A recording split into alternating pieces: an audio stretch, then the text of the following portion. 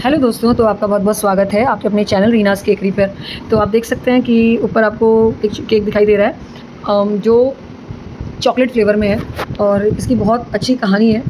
ये केक कह सकते हैं कहानी से शुरू हो रहा है। साल में मुझे इनके यहाँ से इनके दोनों बच्चों के केक के ऑर्डर आते हैं और साल में हम लोग सब तभी बात करते हैं जब केक का ऑर्डर होना होता है। एक्चुअली मेरी फ्रेंड की बेटी का ही है और सबसे बड़ी बात ये है कि इस केक में ना सबसे अच्छा ये रहता है कि हर साल मुझे इनके केक को बनाने के लिए स्पेशल ऑर्डर मिलते हैं विद प्रॉपर इंस्ट्रक्शन, फ्लेवर के साथ, उसके अंदर कौन सी फिलिंग जाएगी, उसका डिज़ाइन कैसे होगा, ये सारा प्रॉपर एक पेपर में ड्रॉ करके instruction proper line to line लिख कर और मतलब शायद कहना वो नहीं होगा, कम नहीं होगा कि मतलब ये मेरे लिए बहुत स्पेशल केक्स रहते हैं जो मेरी क्रिएटिविटी को बढ़ाने का काम करते हैं।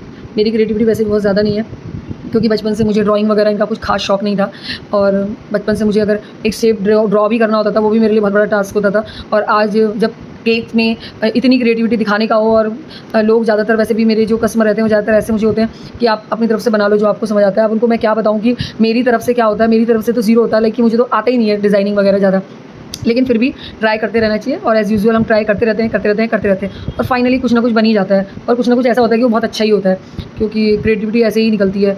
और यहाँ पर इनके केक्स में मुझे बहुत ज़्यादा मेहनत नहीं करनी पड़ती है क्योंकि सारा मेरे लिए सेटअप होता है, सब कुछ होता है कि जी आपने ये फ्लेवर डालना है, ये करना और ऐसे बनाना है। तो मेरे लिए केक्स बहुत ईजी, बहुत अच्छे और मेरी क्रिएटिविटी को बढ़ाने वाले होते हैं। और ये एक तरीके से मुझे ऐसा लगता है कि मेरा पूरा एग्ज़ाम ही चल रहा है कि मैं इसमें पास होती हूँ या नहीं, और हर बार मैं पास हो जाती हूँ क्योंकि इनकी 2 बेटियाँ हैं और बेटियाँ वैसे ही बहुत प्यारी होती हैं। तो बेटियों के लिए तो मुझे ऐसा लगता है कि जैसा वो बोल रहे हैं ना वैसा करी हो, कोई भी मतलब खुश हो जाए, वो कुछ कमी नहीं रहनी चाहिए उनकी चीज़ों में।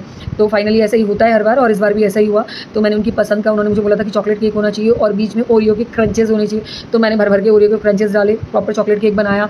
और कलर भी मैंने अपनी पसंद से नहीं, मैंने प्रॉपर कलर बनाया, फिर फ़ोटो खींच के भेजी क्या मैं ये कलर यूज़ कर लूँ।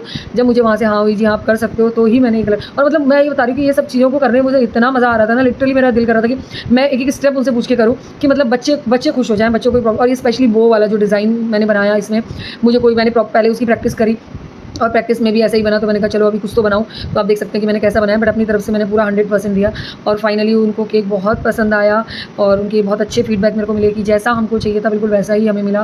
क्योंकि इतना दिल से, इतना प्यार से बनाया होता है, ऐसा लगता है कि किसी ने इतने प्यार से, इतना कुछ सोच कर, विश्वास करके हमें केक का ऑर्डर दिया कि नहीं जी हम इनसे बनवाएंगे और हमें बहुत अच्छा वो मिलेगा। तो उस विश्वास को भी हमें बरकरार रखना चाहिए एक लंबे समय तक अगर आपको चलना है।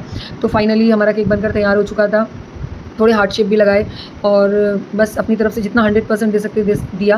और सबसे बड़ी बात है कि उनको केक बहुत पसंद आया और इस केक को देख के मुझे और भी केक के ऑर्डर आए क्योंकि सबको डिज़ाइन बहुत अच्छा लगा था। तो उन्होंने कहा हमें भी कुछ ऐसा ही डिज़ाइन चाहिए, लेकिन उन्होंने उसमें थोड़ा सा बो का काम करवाया था। आप लोगों को केक कैसा लगा जरूर बताइएगा। Thanks for watching. Please like, subscribe and share to my channel. Thank you.